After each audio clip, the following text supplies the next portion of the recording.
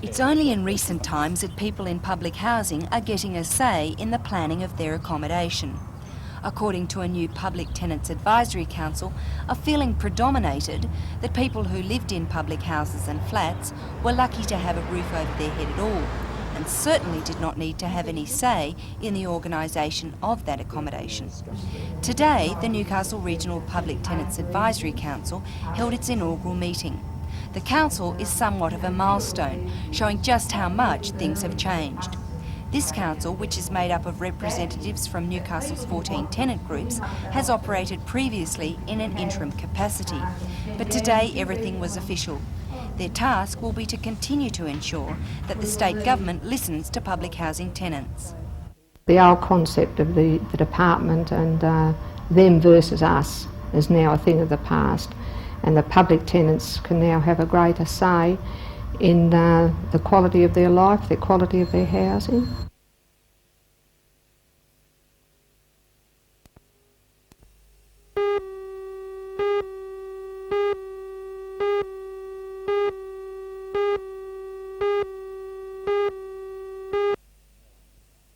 No longer just a Mike Tyler from the Newcastle Chamber of Manufacturers believes the region's poor showing can be partly blamed on the uncertainty created by the pending submarine replacement contract. He says many businesses are waiting for the decision to be made before they reinvest. Despite the gloomy survey results, Mr Tyler remains confident there will be an upturn in the region's business prospects over the June quarter. Here in Newcastle and the Hunter region, we've long been dependent on the metal industry. We're not so dependent in this day and age, and I would see that being a continuing trend.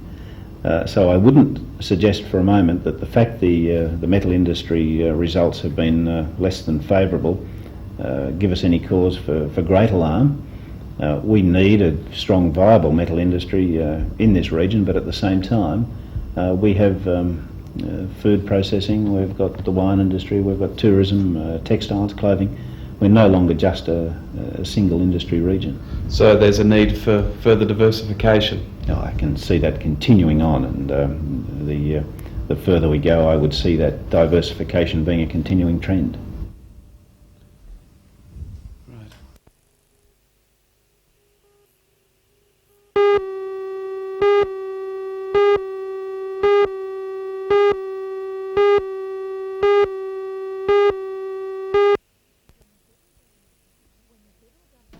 When the federal government introduced AusStudy at the beginning of this year, it effectively incorporated 3 allowance schemes.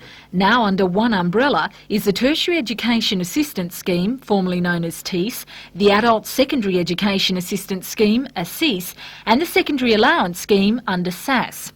An AusStudy spokesperson today said that the 6 to 7 weeks delay period of payment is due to a number of reasons. AusStudy is operating from a new computer program, which is undergoing teething problems. Students can now apply for AusStudy as early as 16 years of age, which has increased the applications dramatically. And further, some of the delays have resulted from application forms being filled in wrongly and must be returned for correction. Under AusStudy, the $250 entrance fee is reimbursed and the allowance is paid every 2 weeks instead of once a month or term. But that offers little consolation for those students in desperate need of the maximum $80 a week allowance. At the present moment I'm $700 in debt for this year. I have a debt of $2,000 for the previous 3 years with interest rates that's going to be about $3,400 by the time I'm finished. Well, how much do you rely on that AusStudy payment? Well, at the present time I'm supporting my brother in a house and that just pays the rent. It doesn't pay food and it doesn't pay books, which are necessary, particularly at the beginning of study, beginning of the year. Julie says she's one of many students not making ends meet under the new scheme. When your money's only covering your rent, it's very difficult to eat, and entertainment's out of the question. You know, so you're just studying and that's all. So there are some students below the poverty line? Certainly. I would say the majority of students would be suffering more than people on unemployment.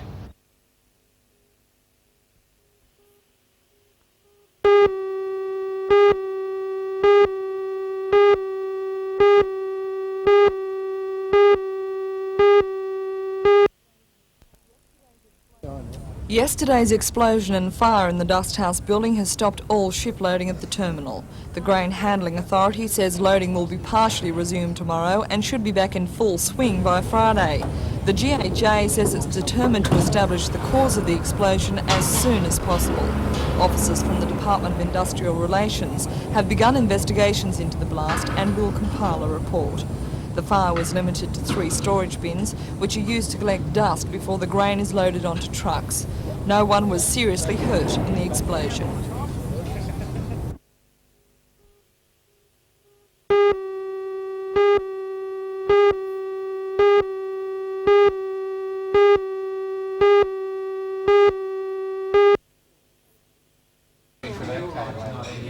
Cheryl Schofield has been unemployed for 14 months. She was one of 30 who were interviewed after responding to an advertisement offering the course. The only prerequisite was to be unemployed. For 3 weeks, she and the other 14 successful applicants were taken through bartending, basic wine knowledge and plate handling, including silver service waiting. According to Cheryl, the time and effort was very well spent. Now that the course is over, do you feel like you're very competent in these areas? Yes, very. Yeah, they've taught us very well. Are you confident now of going into any situation and using these skills? Definitely. New South Wales Treasurer Ken Booth was guest of honour at the occasion. He said the hospitality industry the graduates would be going into is one of the fastest growing in the country. It's estimated that overseas visitors alone spend more than $7 billion every year. He said the Hunter was ideally situated to take advantage of the day trips which many of the short-staying visitors make out of Sydney. While they are not guaranteed of a job, the certificate and reference which each of the graduates received gives them something to show prospective employers. It's boosted my morale because after being unemployed, 14 months, you do get a bit downhill. But I'm ready to join the workforce again. Terrific. Friends and colleagues for a long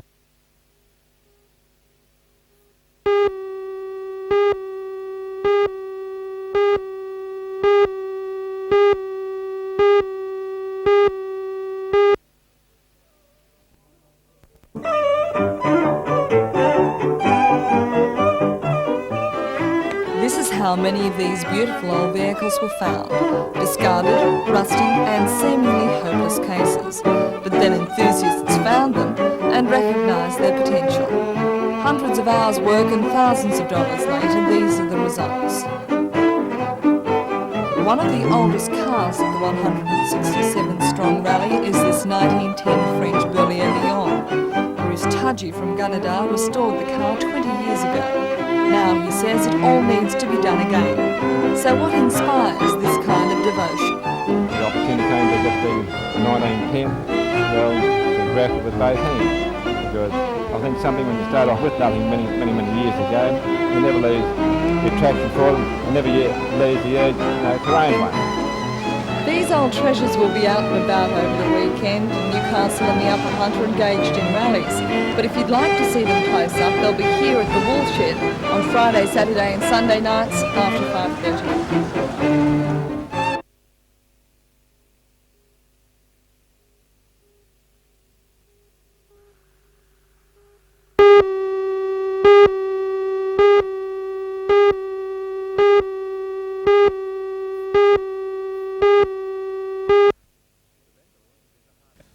The vendors have been the hardest hit since cheap Victorian milk began appearing in supermarkets.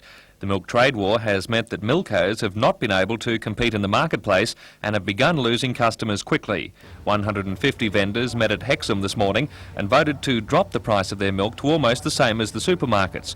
The cost of a 2-litre plastic carton will fall by 9 cents and a 600 millilitre bottle by 3 cents to 44 cents. The milkos will begin distributing pamphlets throughout the region tomorrow, advertising the changes, and are confident of regaining lost sales. Who would bother walking down the street and buying milk when they can have it home delivered for the same price? Certainly I wouldn't carry it home. To stop going to the wall because of the price drop, the milk vendors are being subsidised by the Dairy Industry Authority. $5,000 and upwards on the average.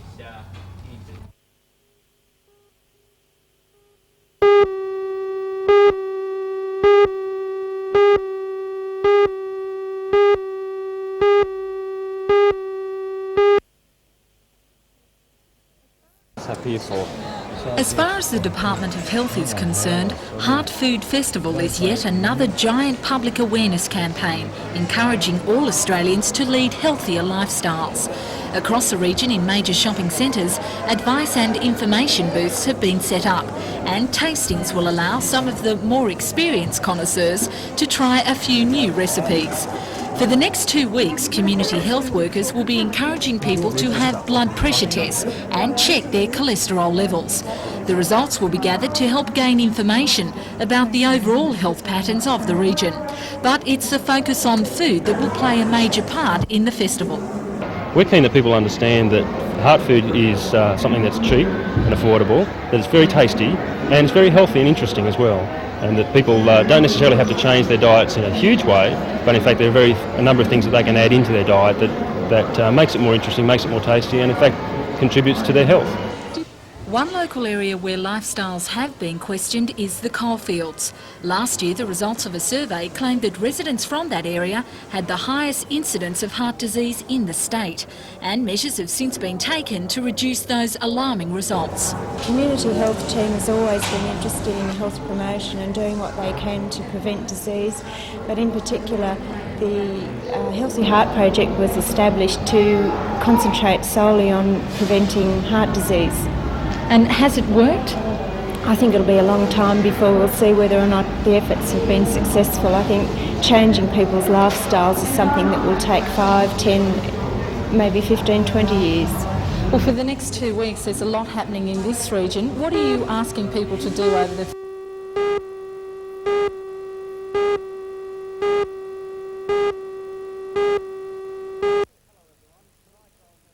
Hello everyone, tonight I'll have a report on the postponement of the second day of racing in the Newcastle Jockey Club's Carlton Newmarket Carnival. Heavy rain overnight and today forced the postponement of racing. It looks likely now the meeting will be rescheduled on the 19th of May. For all the news, join us tonight at 6. Rescheduled on...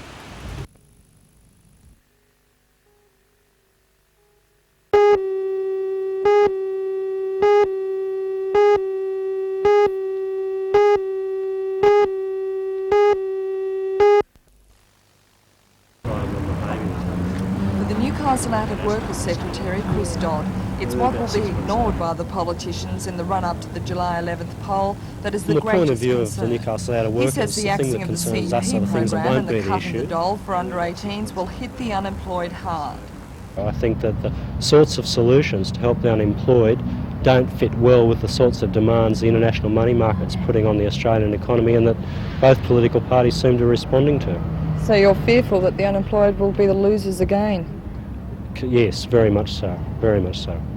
It's the lowering of living standards that Trades Hall Council Secretary Peter Barrick believes will be the major issue in the election run-up. I think declining living standards will be that will bear upon workers' minds most. We've seen over a period of time that there's been a pressing down on living standards, an erosion of them. I think that it's really starting to bite at this point of time, and I think you'll find that workers will find that the key issue in this coming election. Manufacturers say they are still threatened by the proposed and temporarily deferred changes to the industrial relations laws, which would prevent an employer from taking common law action. They also fear that the election before the August budget is a cynical political exercise, which will allow the Hawke government, if it is returned, to bring down a horror budget. Deputy President of the Newcastle Chamber of Commerce, Peter Rundle, says that taxes are the major issue. Well, I think living standards and taxation are major issues. I think the taxation policies become interesting because they give people incentive to work harder and for companies to invest. So, in a word, taxation.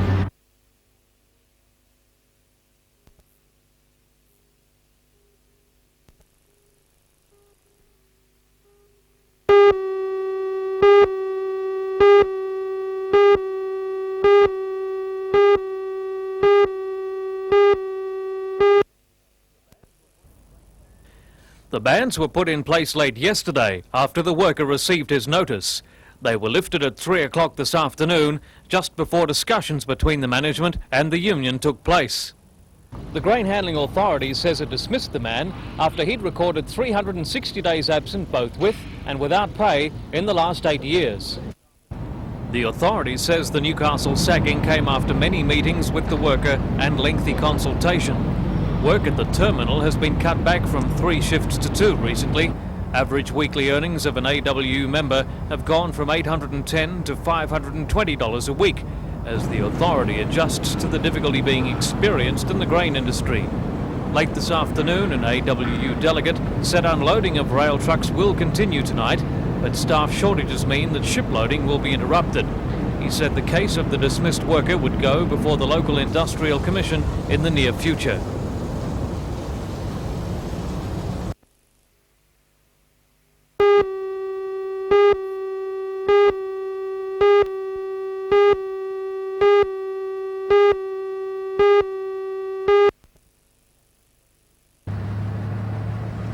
The truck, loaded with groceries bound for Brisbane supermarkets, was heading north on the Pacific Highway about midday.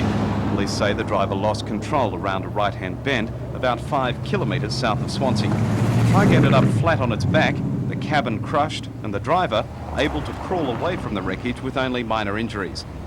Traffic heading north on the highway was delayed as the salvage operation began, while police diverted traffic through Caves Beach.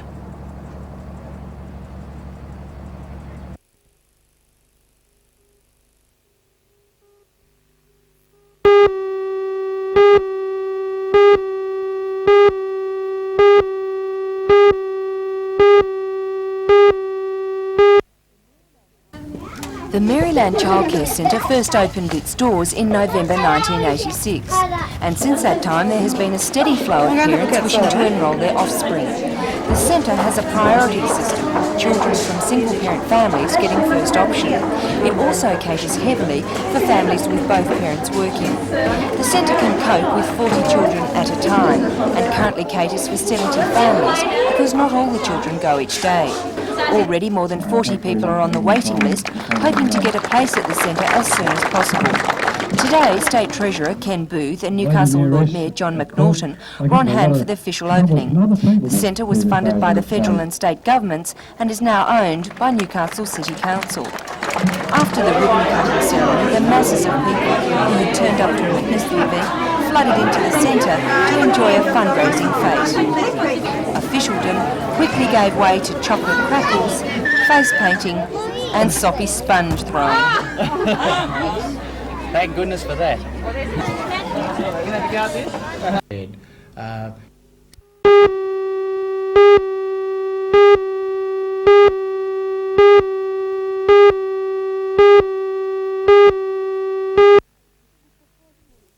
With the first really cold winds, ski buffs know it's time to jolt the tarantulas out of the ski boots, dust off their poles and begin thinking snow. This year, the Newcastle Ski Show went all out to help people organise themselves for the season. There was advice on everything from coach tours and packages to health insurance if you do take that unlucky spill. There was information on boots and bindings, this year's latest skis, and of course fashions. The snow bunny outfits of years gone by seem to have given way to a dazzling array of Gore-Tex parkas.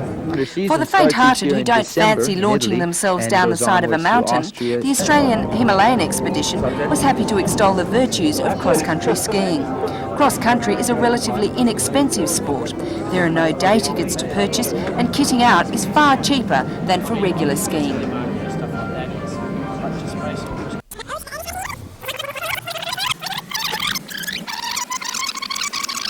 Yet because each respective private hospital will strike its own fee levels, and these will be struck with the support of the Private Hospitals Association.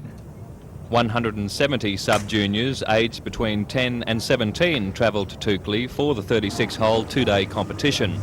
With $4,000 worth of trophies and prizes on offer, competition was strong with many of the state's top young golfers playing. It's the third year in a row Toukley has conducted the tournament, with golfers coming from as far away as Narrandera in the southwest to Inverell on the northern tablelands. Outright boys winner was 15-year-old Ricky Schmidt of Gosford, who gave away 2 years to his older opponents. He fired 150 over the 2 days after going into today's second round as co-leader. Outright girls winner was Tracy Hale of Kogarah with 154. Net boys champion was Waratah's Lee McKechnie, while Tina Porter won the girls' net trophy.